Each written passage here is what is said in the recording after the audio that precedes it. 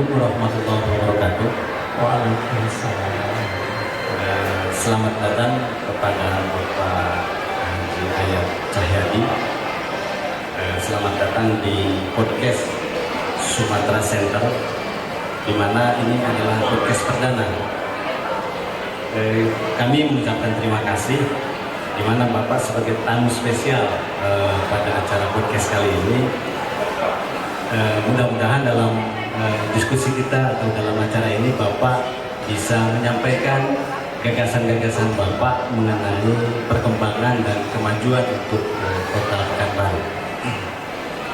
Dan pada kesempatan ini beliau sedang bertugas menjadi Ketua Dunia Melayu Dunia Islam Kota Pekanbaru. Artinya sangat concern sekali kepada dunia kemelayuan, di mana kan Melayu ini pada awalnya adalah dalam sejarah yang kita lihat ke belakang sesungguhnya merupakan sebuah bangsa yang besar. Namun hari ini kelihatannya dari beberapa abad belakangan ini meredup. Tapi di tahun 2024 ini nampaknya geliat untuk Melayu itu mulai timbul. Jadi pada kesempatan ini saya ingin menanyakan apa pandangan Bapak mengenai Kampung Bandar untuk Kota Pekanbaru? Apakah memang ada histori yang tersembunyikan di situ sehingga Bapak ada keinginan untuk menggiatkan kembali Kampung Bandar sebagai ikon atau sesuatu yang berbeda dari yang sudah ada? Ya, senang sekali bisa hadir di podcast perdana ya, podcast spesial ini luar biasa. Pakai pantun ya harus ini.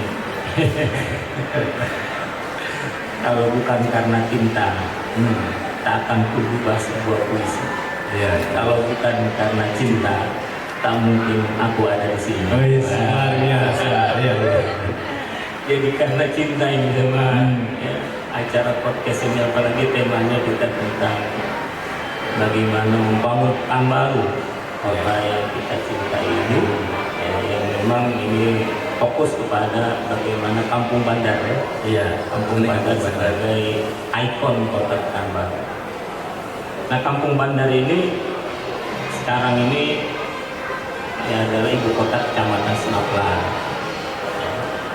Nah, di Kampung Bandar ini banyak bukti-bukti sejarah berupa benda cagar budaya bahwa Kampung Bandar adalah dan daerah sekitarnya itu adalah cikal bakal berdirinya kota Pekanbaru. Apa diantaranya ada Masjid Raya Senaplar. Kemudian di samping Masjid Raya ada komplek makam Marhum Pekan.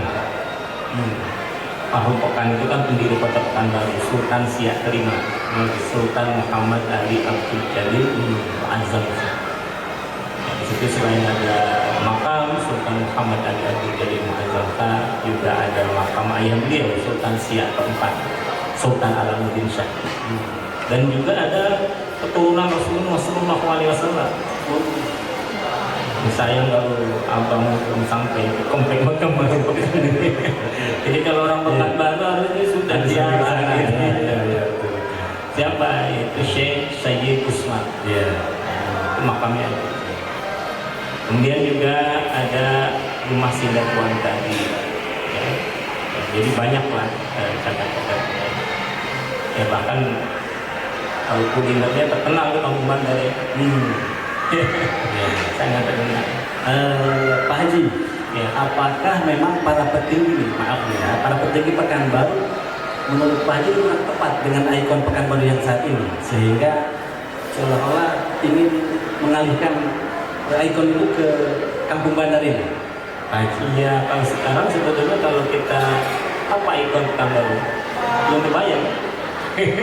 dengan slogan Pekanbaru berkuah. Oh ya, kalau itu kan bukan ikon, itu moto. Kalau saya menganggapnya itu moto atau ya moto.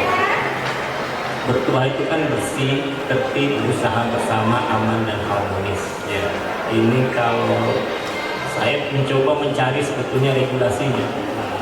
Sampai sekarang belum jumpa saya. Ya. Cuma dari maksudnya sih yang saya maksud belum jumpa regulasinya itu adalah perda nomor berapa, surat keputusan wali kota nomor berapa, ini yang belum saya jumpa. Tapi kalau dicatat kantor kota Pekanbaru ini udah sering ya menjadi, bahkan sudah menjadi ungkapan kita sehari-hari. Pekanbaru kota bertuah ya, berfisikan awalnya bernama Paling Sekati. Jawablah salam dengan berkah agar kita semua diberkati.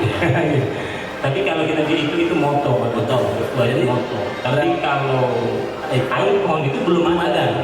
Jadi karena memang ikon itu belum ada, karena belum ada, itulah saya mendorong bagaimana Kampung Bandar untuk menjadi ikon kota Pekanbaru. Landasan daripada berpikir Pak Haji untuk menjadikan Kampung Bandar itu sebagai ikon itu gimana? Iya, pertama tadi Kampung Bandar adalah kota lama.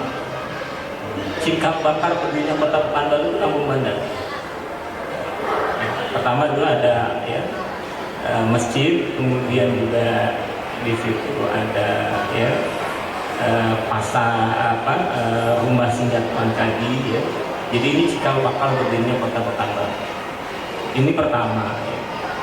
Yang Kampung Bandar ini di masa Sultan Siak ke-5 ya, itu yang menjadi pusat ekonomi, bahkan bukan hanya kawasan sekitar Kampung Bandar saja, bahkan sampai itu bisa dengan Kampung Bandar ini sampai ke Selat Malaka semua ya, kawasan Sumatera Timur ini itu luar biasa perdagangan di Kampung Bandar. Makanya disebutnya bandar kan. Bandar itu kan pusat kota bandar itu ya, yang ramai di perdagangan.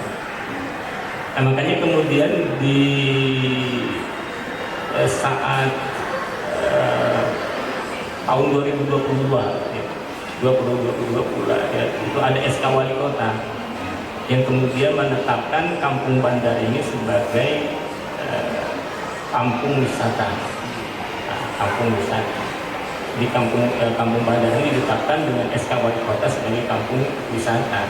Dan kalau kemudian juga di peraturan daerah Kota Pekanbaru, misalnya RIPDA, Rencana Induk Pengembangan Pariwisata Kota Pekanbaru, itu menjadikan kawasan sekitar ya, Kampung Bandar, Kampung Dalam, kemudian Kampung Baru, ya, itu menjadi kawasan yang dia di sana kawasan cagar budaya, yang di dalam RTRW, Perda RTRW, Rencana Tata Ruang Tata Wilayah, juga bagaimana untuk mengembangkan Kampung Bandar ini dan sekitarnya tadi, ini memang kalau ingin dikembangkan, kembangkan sebagai wisata budaya, wisata sejarah.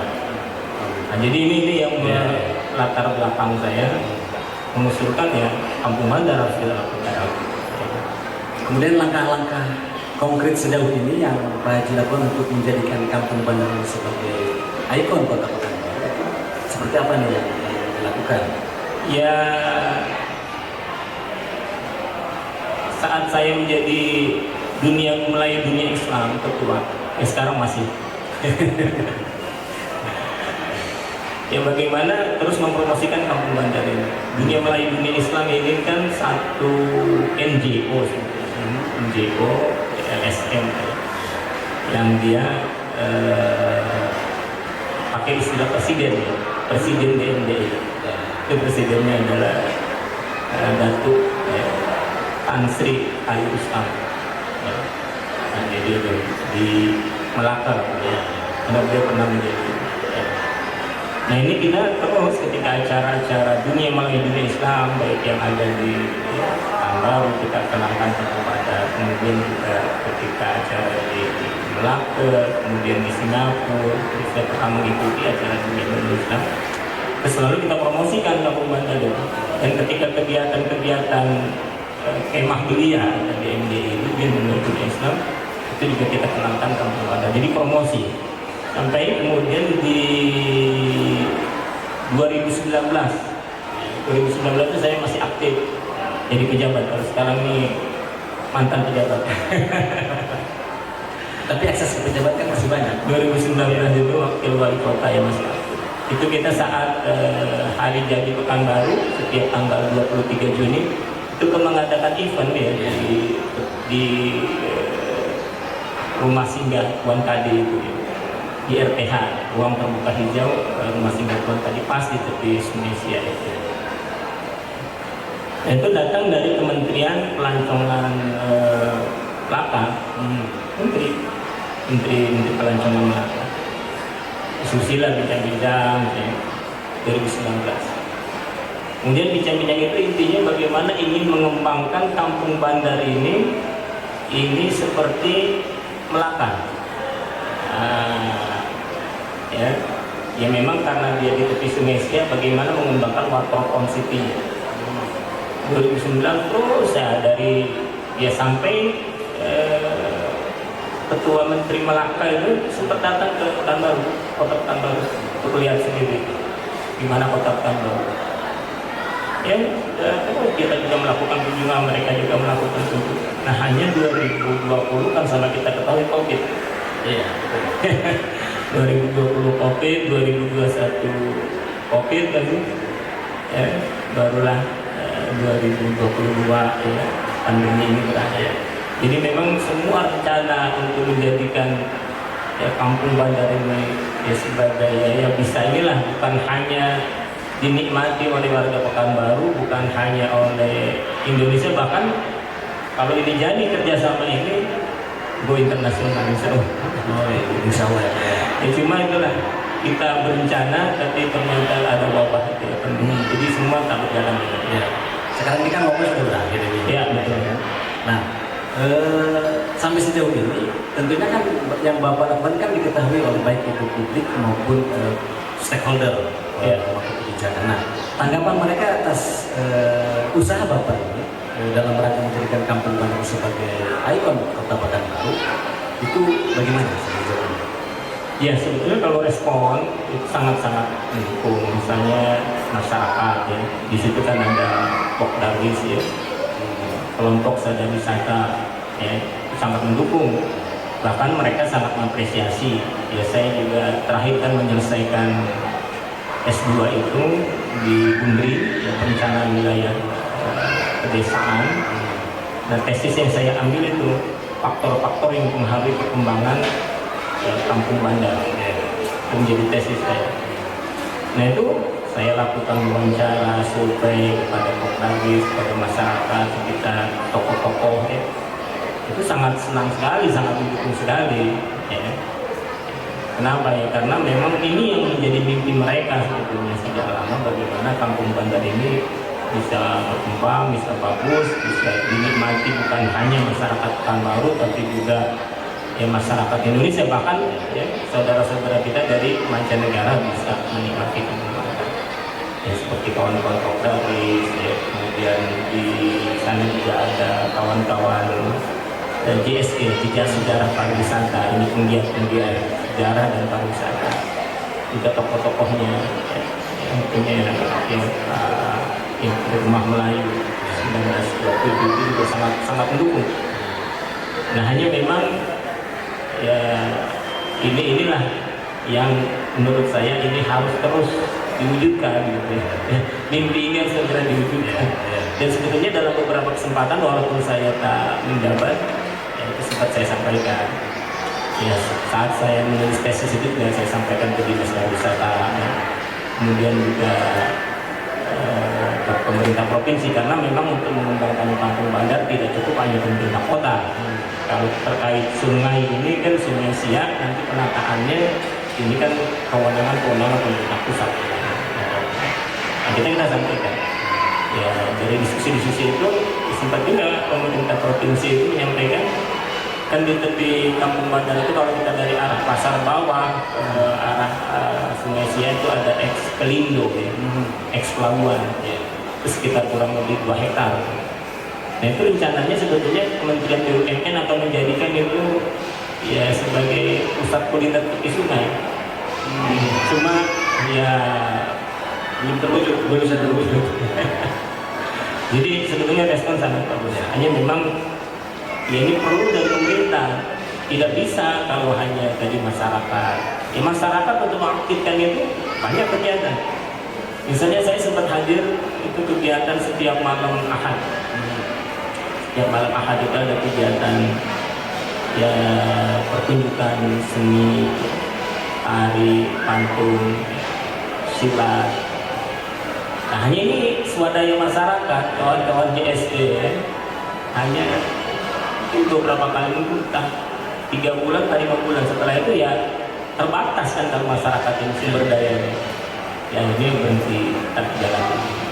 Ada regulasi yang kuat dari Ya, kalau regulasinya sebetulnya sudah ada ya, sudah ada perda tadi. Tinggal memang harus di dinas pariwisatanya ini harus ada budget gitu ya. Selain penataan ya, penataan semakin lebih indah lagi, ya semakin bagus lagi, tapi juga promosinya. Iya, karena kan memang Pak Haji Pekanbaru ini kan terkenal bahwa kota yang karena memang tidak bisa lepas dari Riau ya.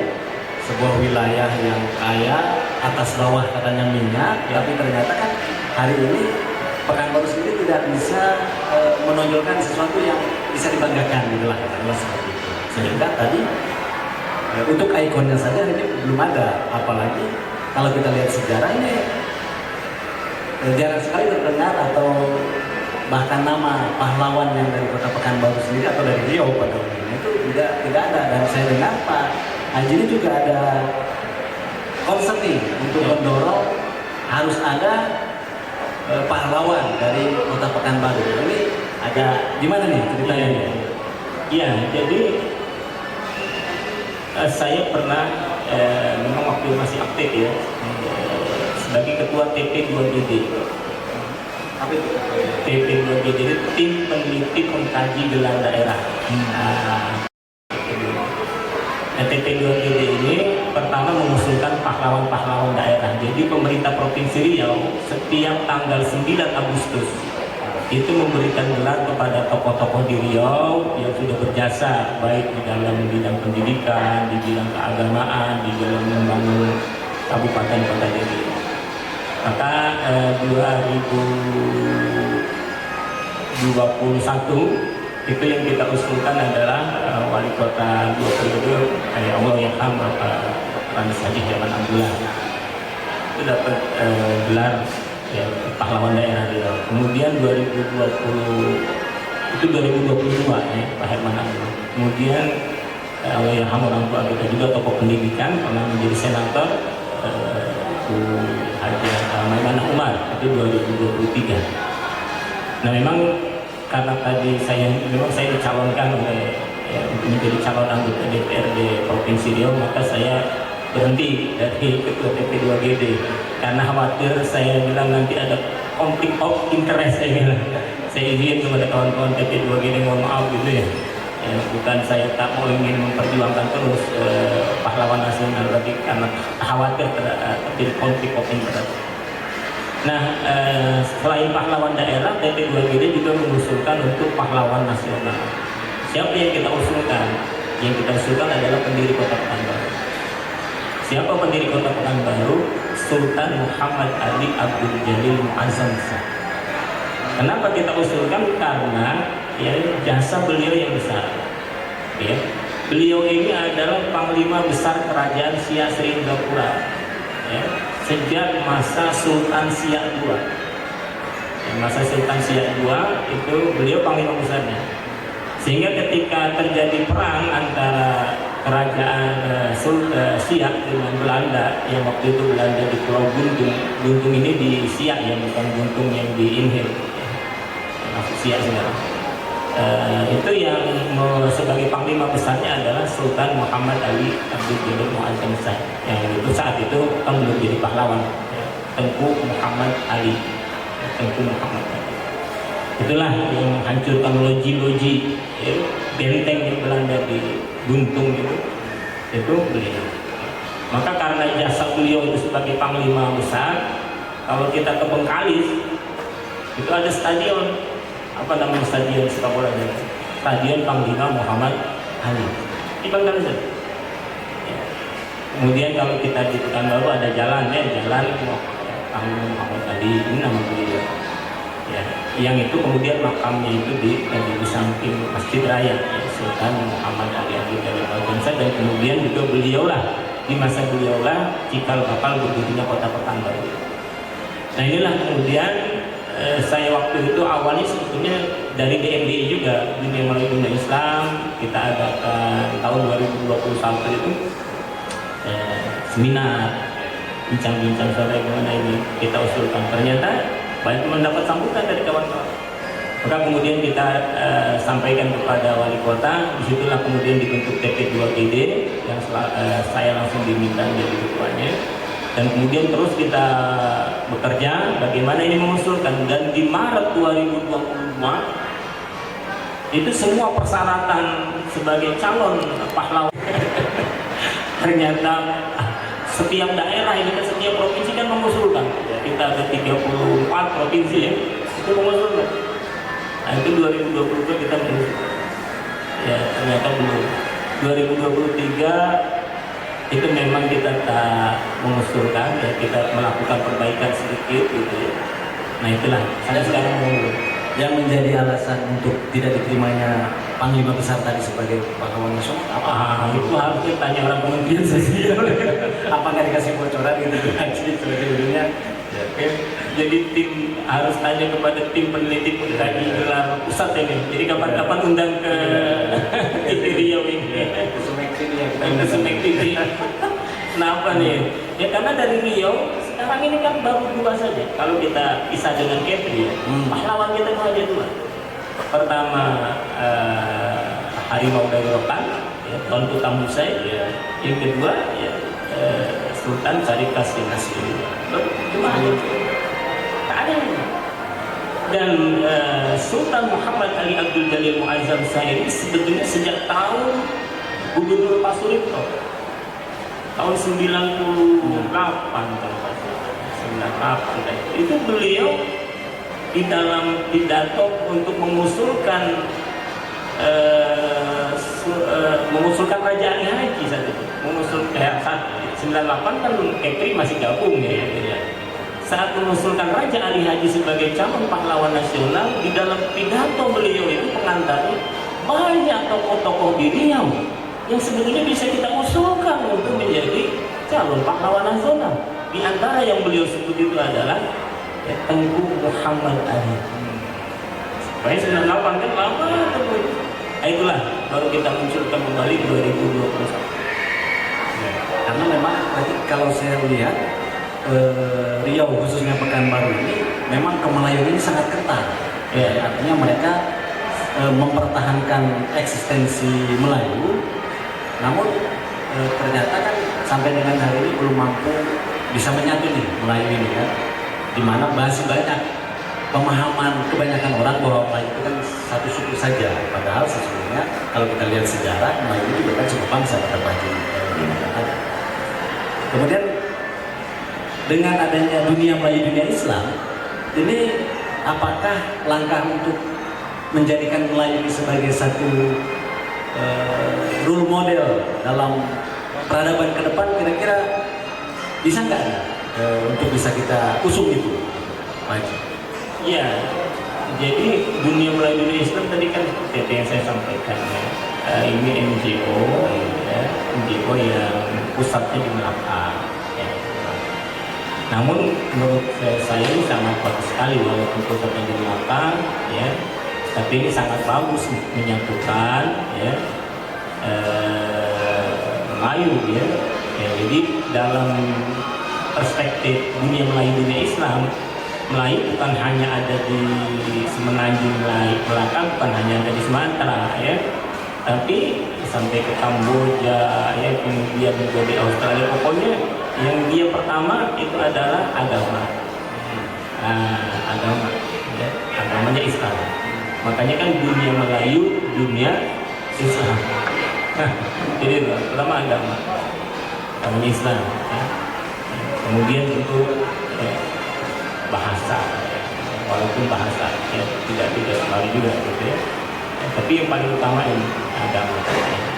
Makanya pernah juga ada perwakilan dunia Melayu, dunia Islam itu saat acara di Dumai itu 2023, ya 2023, pelantikan ya DMDI Dumai, dunia Melayu, dunia Islam Dumai. Ada kawan ketua dunia Melayu, dunia Islam Timor Leste. Timor Leste kan jauh di timur kita tuh. Itu datang ya, ke Dumai. Sebelum datang ke Dumai itu telepon saya dulu. Kenapa telepon saya? Karena sempat jumpa sama beliau, Abdullah Santara. Beliau selain ketua dunia Melayu, dunia Islam Timor Leste juga adalah duta besar Timor Leste untuk Uni Emirat Arab. Itu sempat jumpa saat acara dunia Melayu, dunia Islam di Melaka, di Singapura. Nah itulah, sini bentar, kan barulah.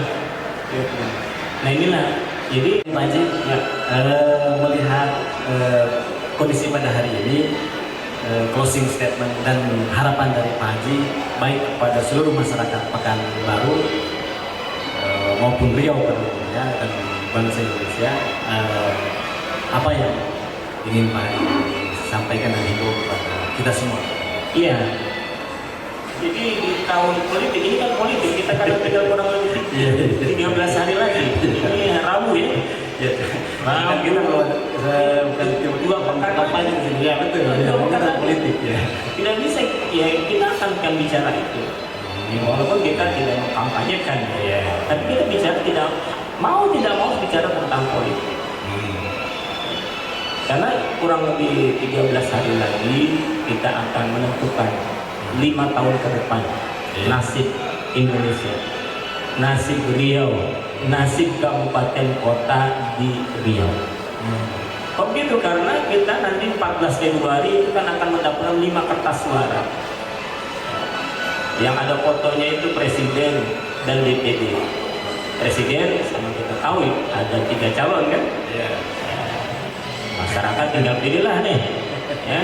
Siapa menurut masyarakat Riau, masyarakat Pekanbaru, masyarakat Kabupaten Kota di Riau yang nanti bisa membawa Indonesia, bisa membawa Riau, bisa membawa Kabupaten Kota di Riau termasuk Pekanbaru ini bisa adil dan sejahtera untuk semua.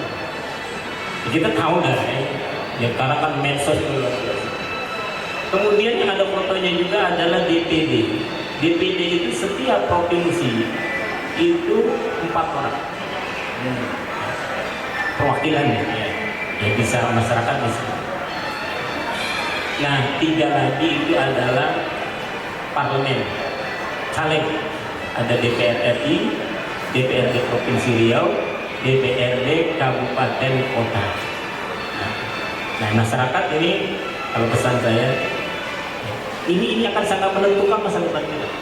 Ya termasuk kemajuan tadi, kita bicara tentang budaya Melayu, kita bicara tentang jati diri bangsa. Ini sangat menentukan, ya sangat menentukan. Maka ya harus benar-benar kita memilih berdasarkan pertimbangan yang memang inilah pilihan saya.